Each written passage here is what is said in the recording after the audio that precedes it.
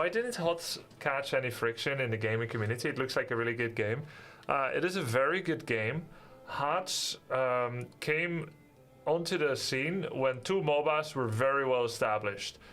You guys know how addictive or hooking Dota or League can be if you started with it, right? It needs a lot of time investment to get good at it and familiar with it, and to get a friend system, a friend network, and so on.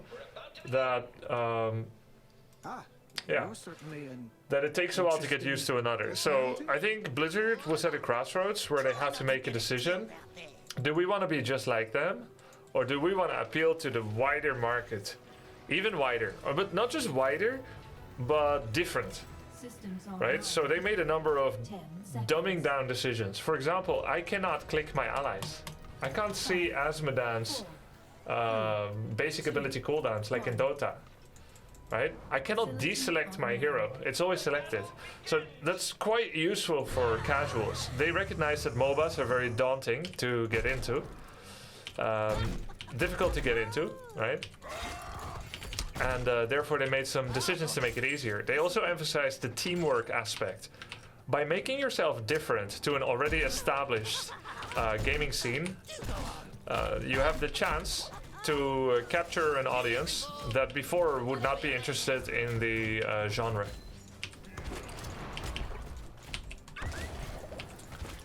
And that is a risk, and it is an investment. And people that like teamwork over more like, oh, I can 1v5, right? You can't 1v5 in HotS. People that like teamwork may find it interesting to play HotS. The beacons are energizing. You have to control them.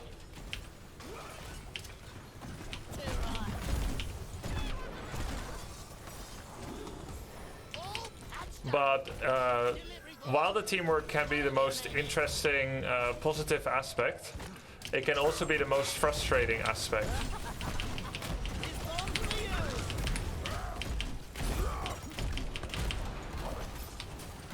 Because in Dota you may win because of your best player, but in HotS you will lose because of your worst.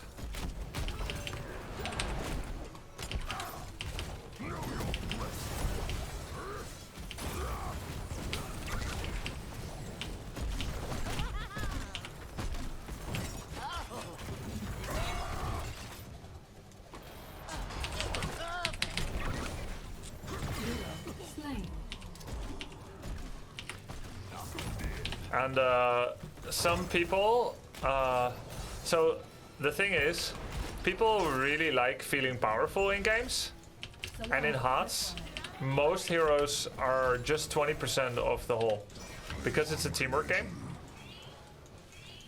And so you don't feel as powerful in HotS, generally speaking.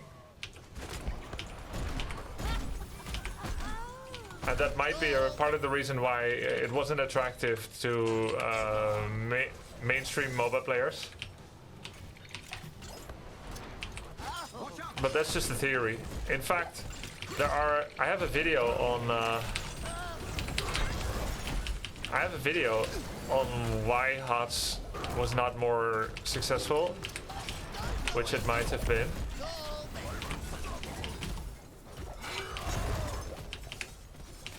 On my YouTube channel.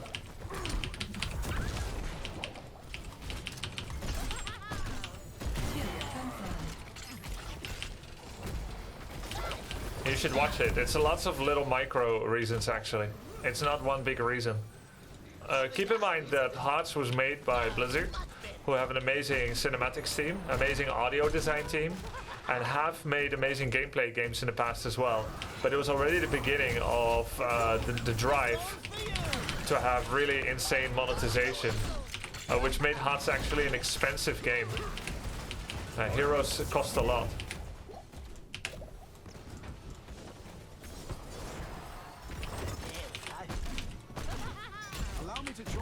And some of the decisions that were made may have not been ideal.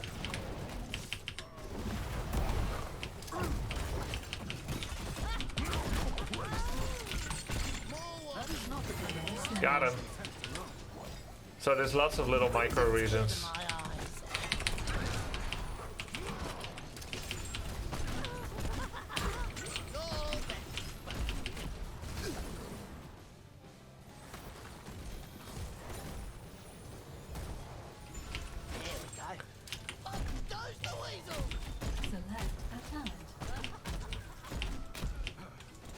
Overall, it's a very well-made game, with some downsides in terms of how it's built.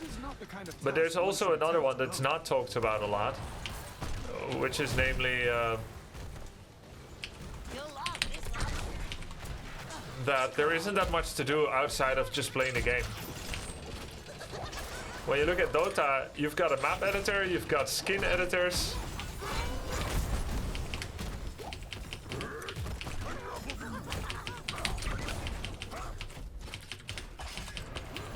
You've got the whole arcade, so many custom games. HotS doesn't have custom games, no map editor. It's a real pity.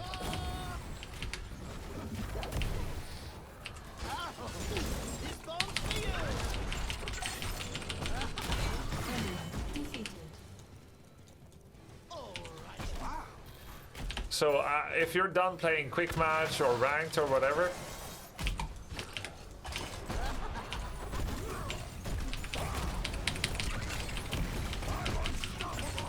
unstoppable, yes, but unkillable? Yeah. Also, I don't know how he's living through all that punishment. I know he's got the armor and the Deckard, but my, impressive. Stop me if you've heard this one before.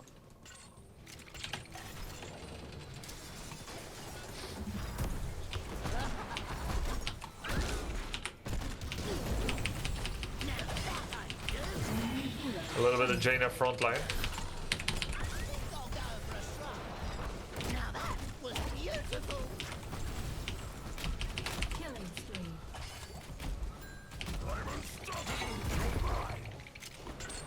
Oh!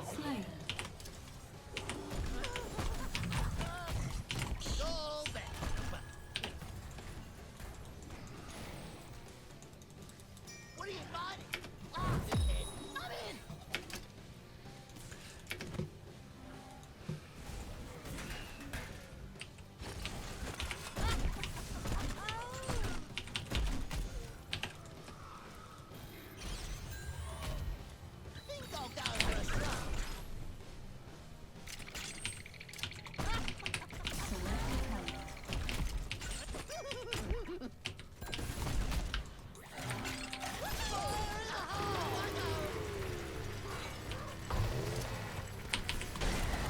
He's 1 HP.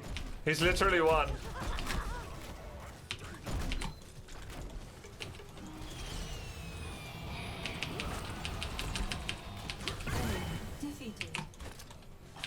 Okay, nice.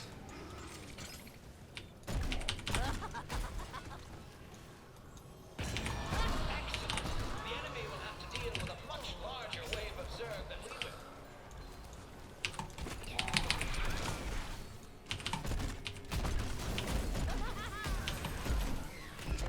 She's so low.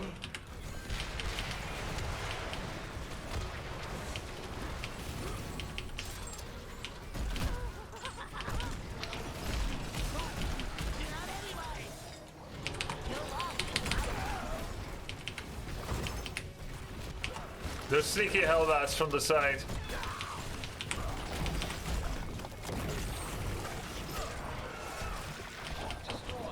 Keep up the good work. He's gonna ult.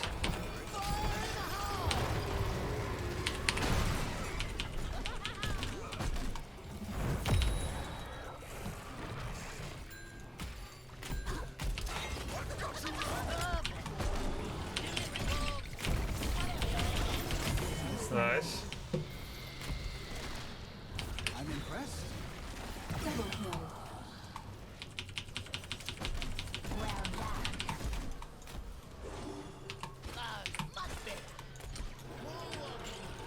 Zerg wave still on.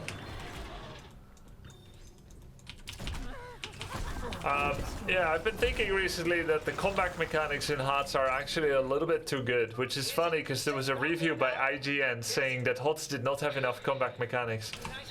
When you look at Glyph of Fortification in Dota, and backdoor protection, and comeback gold and XP, and the fact that you have gold as a resource, there's so many ways that the one that is ahead can keep their lead. So for instance, the team that's ahead in Dota... Oh, hold on.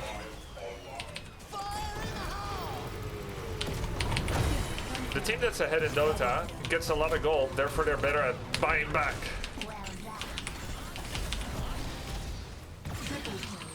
And if you are poor, you can't even buy back in Dota.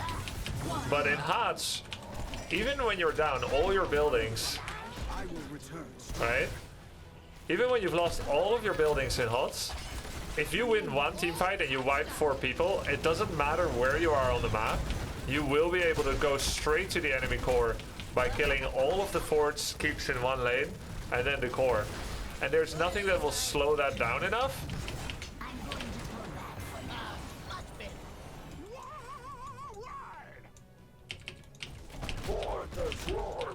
So for instance, we are dominating this game. The lead that we have built up is a level lead, which means we are getting into our new talent quicker. We have more XP, which means more damage and health. And then the whole map is blue, like we're pressuring with the boss, with creep waves and so on, with minion waves. We can take favorable fights because we see where they are, because they are defending the waves. Oh, just leave this here. And we have 4 forts and they only have 2 keeps, which means 1 of every 3 creep waves gets a catapult spawn.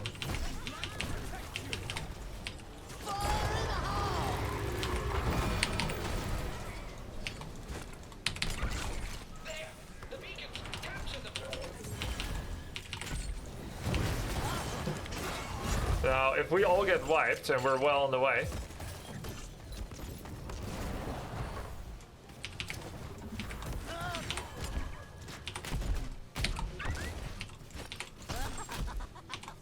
then there is a chance that they come back. It's not actually super easy on every map. We still have a massive wave down here. Unfortunately, Blizz gave up with the supporting of such good work. Only what I didn't like is the ranked system. Yeah, I think the rank system is okay, but I think we have a smaller population than the Dota population, so we cannot fragment the matchmaker as much. What I really like about Dota 2 is that you can choose to only be a solo queuer. I know I'm double queuing right now, but I wish there was a solo queue only experience. This bomb's for you.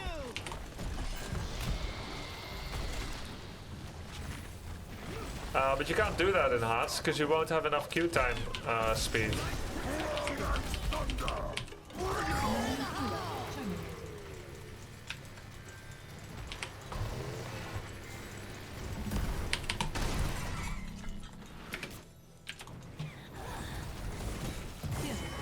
I'm gonna get bot. This way. I love my job. Sprint volley could be nice with mosh pit, but endless nades generally is better.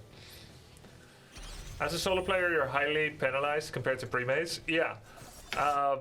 Supposedly, Blizzard once said that they're gonna make... Blizzard once said they're gonna make an MMR positivity adjustment when you're a solo queue against premate. So, for instance, you have 100 MMR more than the opponent if you're all solo queue and the enemy has a team queue.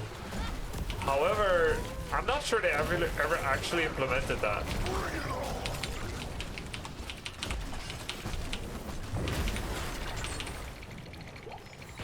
And even if they did, it's not enough. It's supposed to be more.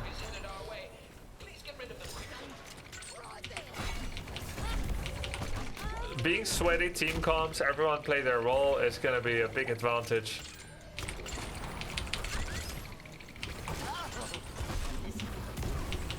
Even to a little bit more MMR.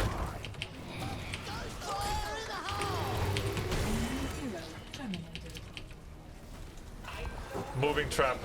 Yeah, it's so OP, this talent.